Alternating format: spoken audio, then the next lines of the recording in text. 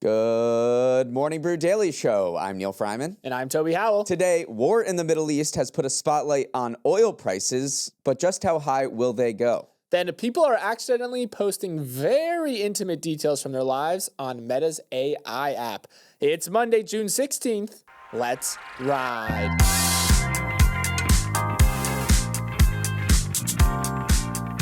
Good morning and welcome back to the week. Here is a question. How important is it for a brand to have a catchphrase? Shake Shack thinks it's pretty crucial. The burger chain, which does not currently have a slogan, has hired the team behind Arby's We Have the Meats to develop a catchphrase of its own, the CFO said last week. They're looking for a slogan that succinctly communicates Shake Shack's brand and captures why people love it, believing that adding a tagline could actually supercharge growth. Toby, you've been known to frequent Shake Shack. Got any ideas to help them out? Well, first of all, I love that they went to the best in the business here, straight to the We Have the Meats people from Arby's. What if those people came back 3 months later and goes, "We have it, guys. We definitely have the slogan for you, Shake Shack." And they go, "We also have the meats." If that doesn't work, then maybe another option is thin patties, full arteries, can't lose. Maybe that wouldn't sell so well. But honestly, it's got me thinking too, what would be a good catchphrase for Morning Brew Daily? I mean, we have Let's Ride, but beyond that, maybe weigh in the YouTube comments or on Spotify and tell us what Morning Brew Daily's slogan should be. And now a word from our sponsor, Amazon Ads. Neal, you ever try to win an argument using just vibes? No. I'm actually pretty logical and data-driven. Now, arguing with you, on the other hand, I hear a lot of, I don't have the actual numbers, but I feel like I'm right. Well, usually because I am right, but you're correct. It's a bad habit of mine. But that's also how most small and medium businesses approach their marketing. You put an ad out there and just hope it lands in front of the right viewers. In reality, though, you want less vibes, more results. You want Amazon Ads. One of the great parts about Amazon Ads is that it's not just for businesses that sell on Amazon. Local shops, car dealerships, even service providers can use Amazon's streaming TV ads to help get in front of relevant audiences during shows they're already watching. Plus, you can actually measure what's working, adjust, optimize, repeat. That's how you make every dollar count. Gain the edge with Amazon Ads by going to advertising.amazon.com/start now. That's advertising.amazon.com/start now. Let's begin the show in the Middle East, where Israel and Iran continued to bombard each other with missile strikes over the weekend, raising fears of spiking oil prices and energy market upheaval should the conflict escalate from here. The long-simmering feud between the regional rivals entered a new register on Friday when Israel pummeled Iranian nuclear and military sites in what it said was a preemptive blow to prevent Iran from making a nuclear weapon. Iran has retaliated by sending volleys of ballistic missiles at Israel, and the two have traded deadly missile attacks for the past 4 days. Now, any conflict involving Iran has consequences for the entire global economy, given its key role in oil production and shipping lanes. Fearing supplies could be cut off, investors sent oil prices more than 7% higher on Friday, their biggest one-day gain in years. Markets broadly went into the classic flight to safety mode. Stocks fell to their biggest loss in nearly a month, while gold and the dollar gained. But many analysts noted that the market moves were relatively muted compared to the mayhem that ensued during potential oil shocks 30, 40 years ago. Some speculated that Wall Street has become sanguine to flare-ups between Israel and Iran over the past couple of years, with plenty of investors swooping in to buy the dip and being proven right when tensions die back down. Still, who knows whether this time could be different, and at least one energy expert, Javier Blas of Bloomberg, says the threat of major oil Middle East shock is alarmingly high. It's not just Iran's role as a major oil producer, it's also its proximity to the entire region as a whole, especially transit routes. It gives it a ton of leverage over global energy markets. One of that points of leverage is the Strait of Hormuz, which is we've talked about on the show before. A third of all the world's oil flows through that, and they've often made threats to potentially close that during times of tension, though they don't often follow through and actually carrying those out. But even if they don't close it, vessels going through the strait face this elevated risk of potential collateral damage, misidentification, a lot of safety issues. So even if they don't shut it down, it will restrict the flow just because of how uncertain things are right now. Right. I mean, on Friday, the world's largest publicly listed oil tanker company, it's called Frontline, said, we're not taking any new orders going through the Strait of Hormuz. It may be open, and that is the key artery through which oil and natural gas flows from the Gulf to the rest of the world. So we're not taking any more orders because it's just too dangerous. He said trade is going to become more efficient, and of course, security has a price, and that's why everyone is really focused on oil prices, because it's not just oil, it's the entire global economy at stake, because oil flows through everything. It powers not just power, but it powers airlines and cars, and everything that sort of moves does still require oil. We haven't transitioned to renewables, and we're at a point in the global economy where things are just a bit more precarious and uncertain. We just had the World Bank come out cutting its outlook for global growth by almost half a percentage point, from 2.8% growth, which they had thought, to 2.3% growth. If oil prices rise, that creates more inflation everywhere, and that causes central bankers to maybe think twice about cutting interest rates, which just slows economic growth overall. And that's why just oil markets are so important for the global economy, beyond just the fact that it's a barrel of oil. The good news here, if there is good news, is that oil and fuel prices had been relatively cheap leading up to these strikes. A gallon of regular gasoline costs on average $3.14 this past month, down from $3.45 the same time last year, according to AAA. So maybe this will have a big effect on oil prices, but you still have a little bit of wiggle room, at least compared to last year, on if that will directly start affecting your wallet at the gas pump. And meanwhile, we just have to talk about dip buying, because this has been the feature of the market this year. Every time there's tariff announcement or a spark up in the Middle East, all these retail traders come in and buy the dip, and that's exactly what we're seeing this morning. Oil prices have stopped spiking. That was on Friday. Now they seem flat as we go into the morning trading, and S&P 500 futures are up. Stocks are up across the board here in futures trading. The S&P 500 just fell 0.4% last week. Right now, it's less than 3% from an all-time high. So this market is extremely, extremely resilient. While the real economy might be shakier than Adam Scott's iron play down the stretch, the influencer economy is doing just fine. As much of the ad industry descended upon Cannes this weekend for its annual advertising festival, execs grappled with a turning point in their industry. Ad revenue from user-generated content is starting to surpass that of professionally produced media, according to WPP's president of business intelligence. In other words, brands are shelling out more money to get Ashton Hall to dunk his face in water rather than run an ad on TV.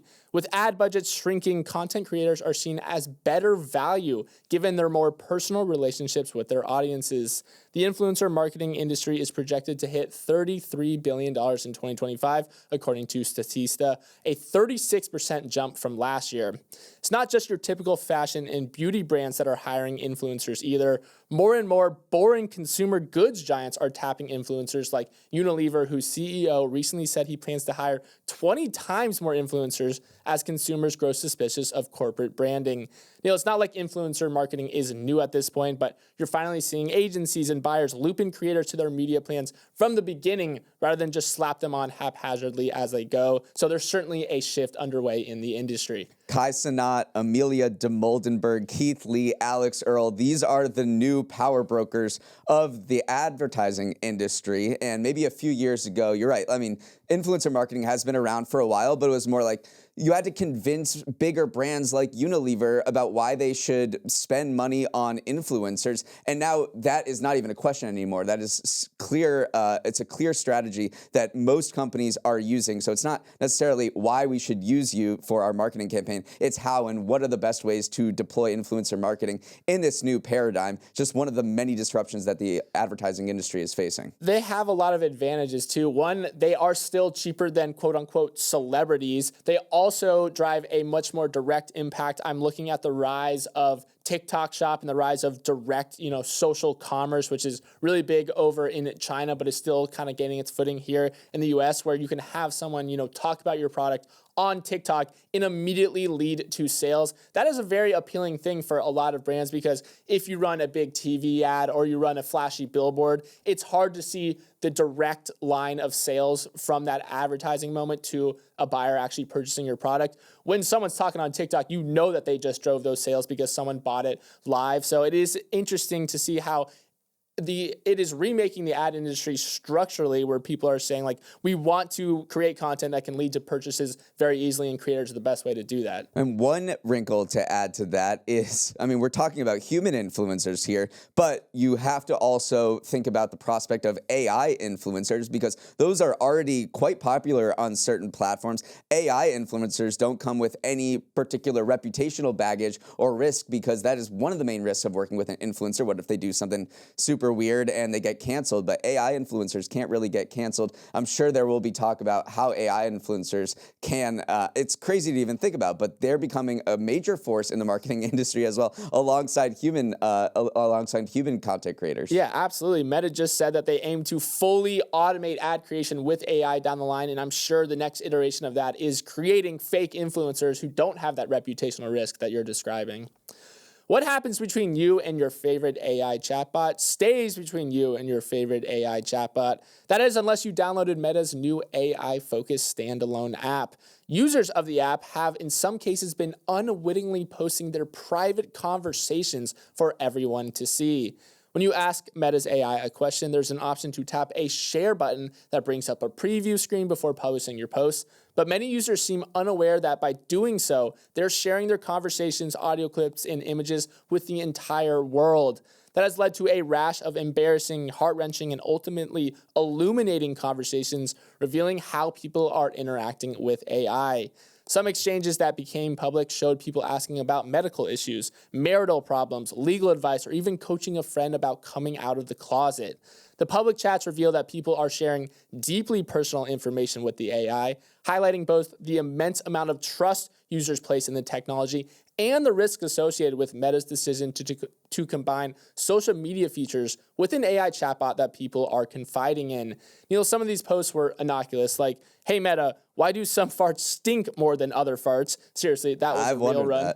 It was not you. But many more revealed way more intimate details, and in the process, some of the perils of combining social with AI. Totally, and we just have to say that Meta has come out with a statement saying that, look, this is not automatic. Your interactions with our chatbot do not get automatically posted to this feed. You have to go through a 4-step process that includes a pre-post preview where it's like, are you sure you want to share this to the feed? Still, it seems like people do not think it will be shared publicly, at least based on some of the type of content that you're seeing on this feed, because it is extremely personal, and some of it kind of opens up people to legal liabilities, saying that they're in close contact with people who have committed white-collar crimes, and they're talking about pending court cases. But yes, so Meta saying, look, this is not, automatically public, but still it shows, yeah, you're right, it just shows like what people are using these chatbots for, and it's to really give them emotional support in many cases. Yeah, Meta is a social media company. Obviously, they were going to add a social layer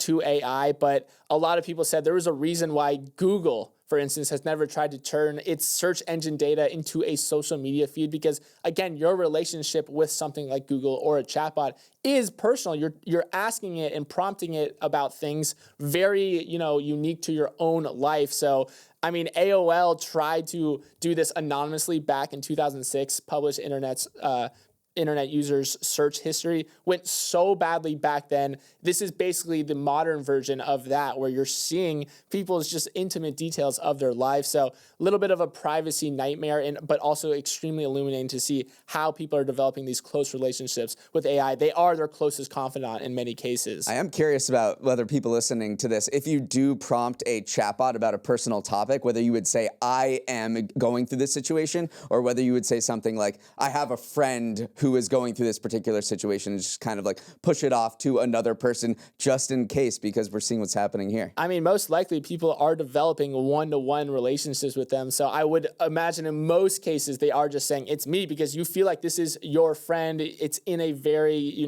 enclosed relationship. You don't expect it to get out. So yeah, just be careful that you're not accidentally sharing. A lot of them are like almost butt dials where people are just having random conversations and your phone just goes through a couple of steps. But yeah, definitely a interesting feed to look through if you want to go check that out. Up next, we're going to give you our winners of the weekend. Let's hit our winners of the weekend, the segment where Toby and I pick two things that treated themselves to the biggest lox bagels you've ever seen Sunday morning. I won the pre-show planking competition. Toby started shaking 30 seconds in, so I get to go first. And my winner is Stablecoins, because at some point down the road, you might be using them to buy toilet paper on Amazon. On Friday, the Wall Street Journal reported that Amazon, Walmart, and other major companies, including airlines, are evaluating whether to issue stablecoins that bypass the traditional payment system that costs them billions of dollars each year. Stablecoins are digital assets intended to have a one-to-one exchange ratio with fiat currencies like the dollar and are backed by cash or treasuries. They promise quicker and cheaper financial transactions, and for retailers in particular, they offer the holy grail, the opportunity to sidestep the payment rails run by Visa and MasterCard.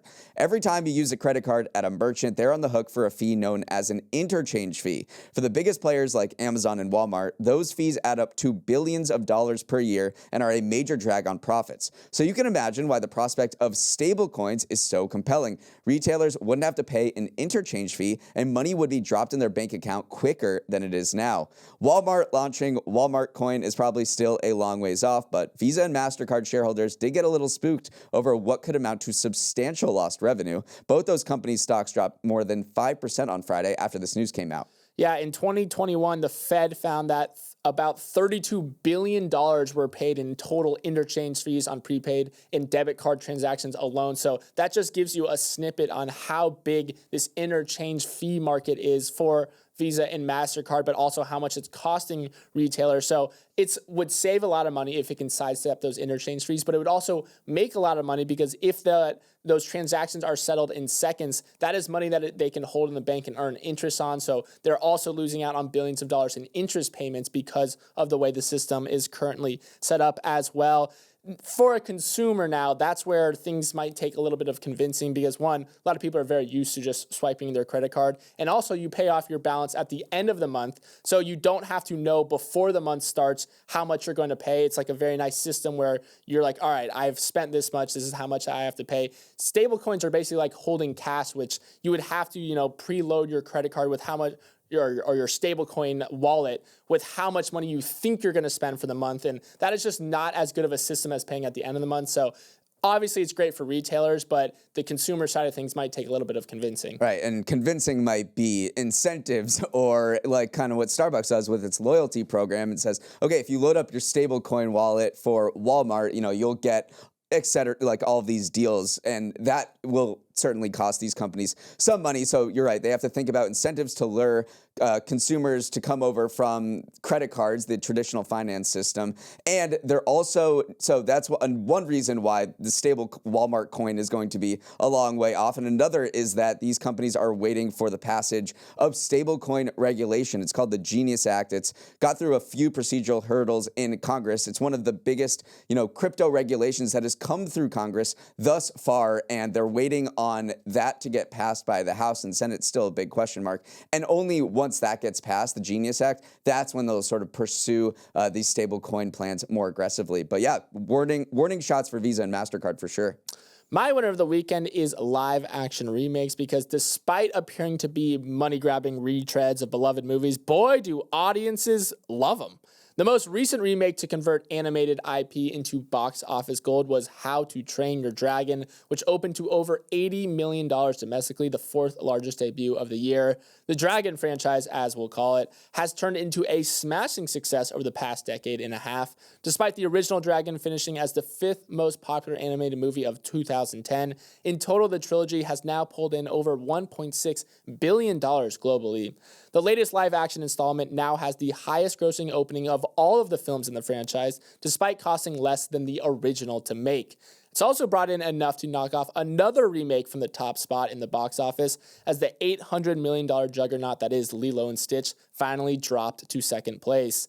Neal, live action remakes have borne a lot of criticism for feeling like soulless, high-tech cash grabs, but the latest Dragon movie has a 98% audience score on Rotten Tomatoes, brings in Gerard Butler to play the chief he voices in the original, and leans on Northern Ireland's rugged landscape to give this one a little bit more soul than other previous attempts. And you know who was one of the main critics of live-action remakes was the director of this particular movie, Dean DeBlois. In 2020, he called them lazy studio endeavors and a missed opportunity to put something original into the world. So he bashed them just 5 years ago, and then when he was contacted by Universal to do this movie, he thought about it and said, okay, well, you're going to do it anyway, so maybe I'll just do it and try to make it actually good. Seems like he did that. He did do that, and one of the big issues with doing a live action remake of How to Train Your Dragon is how to, recreate Toothless, which is this very unique looking creature.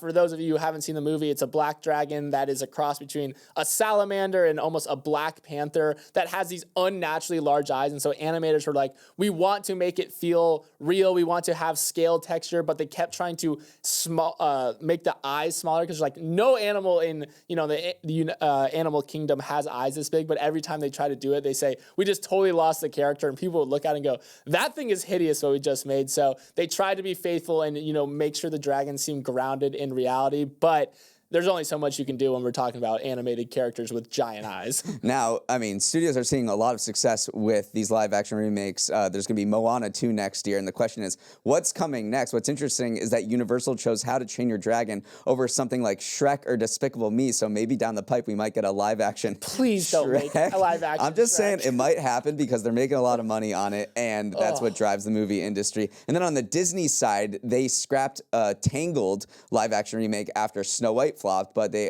also have seen more success recently after that. So we could see Frozen live-action remake. Let's do it. All right, it's Monday, so here are the big events you need to know about in the week ahead. Ever heard of Kananaskis? It's a beautiful resort in the Canadian Rockies of Alberta and home to this year's annual meeting of the Group of Seven Nations, the G7, the seven major economies plus the EU. They gather each year to discuss the world's problems and maybe take some action on it, like putting joint sanctions on Russia as they did for the last two summits. This year, with President Trump in attendance, the global economy and trade will be a focus, as well as Canadian wildfires and wars in Ukraine and the Middle East. Yeah, two dates that are definitely circled on the G7 calendar is July 8th. That's when the upcoming Liberation Day tariffs, the pause on those are set to expire. The following day is the deadline for for the U.S. and the European Union to reach a trade agreement to avoid a potential 50% tariff on EU imports. So Trump definitely wants to come into G7 and use it to show progress on those trade deals. But right now, the situation in the Middle East might overshadow those trade talks, so you might not get the news headlines that maybe Trump and other, leaders of other countries were expecting. Another date we've been circling on the calendar is the Fed meeting this Wednesday. Fed Chair Jerome Powell is expected to once again hold interest rates steady, continuing that wait-and-see approach due to the fog of uncertainty hanging over the economy.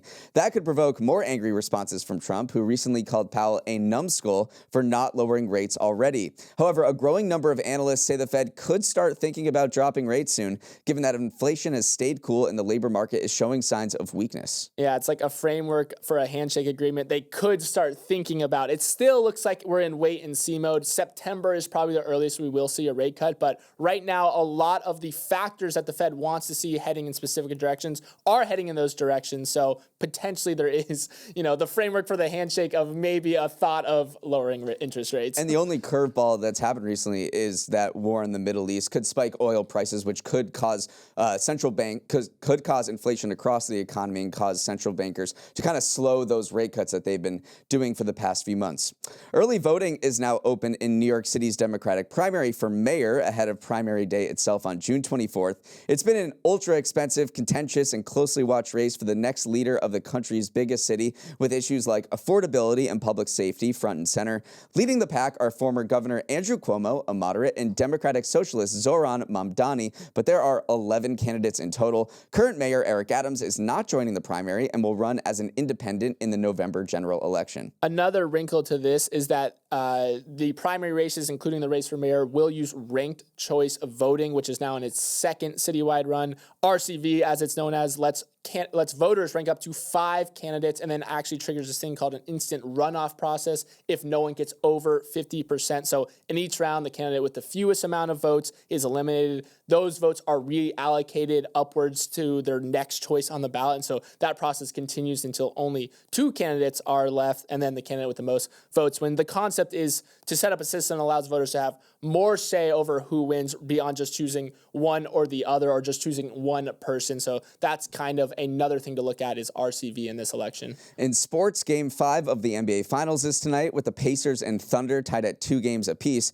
Ratings are lower between these two small market teams, but if you are tuning in, you're getting a treat. It's turning into a classic finals. In hockey, the Panthers can close out the Oilers in Game 6, scheduled for Tuesday. And finally, footy is on the telly as the FIFA Club World Cup has kicked off with games held across the United States to determine the best soccer club team in the world. I feel bad for these players, man. Usually they get these summer months off, but now another major tournament has been added to the schedule. So far, it hasn't produced that many compelling matches. Again, there was only one day of competition so far, but Bayern Munich beat Auckland City from New Zealand 10-0 in their first match. Auckland City's goalkeeper works in a warehouse for a pharma company, so he's going up against Harry Kane, so of course there's going to be a little lopsided. Olympic vibes. And on Thursday, the U.S. will celebrate its newest federal holiday, Juneteenth, which commemorates the end of slavery following the Civil War. Markets will be closed, and many companies will give their employees the day off of work.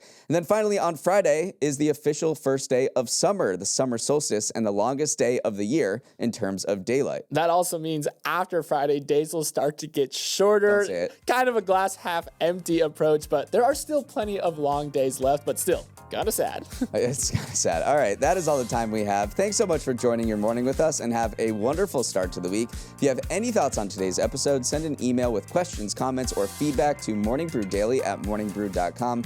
Let's roll the credits. Emily Milliron is our executive producer. Raymond Liu is our producer. Our associate producers are Olivia Graham and Olivia Lake. Hair and Makeup is praying for one weekend, just one, where it doesn't rain. Devin Emery is our president, and our show is a production of Morning Brew. Great show today, Neal. Let's run it back tomorrow.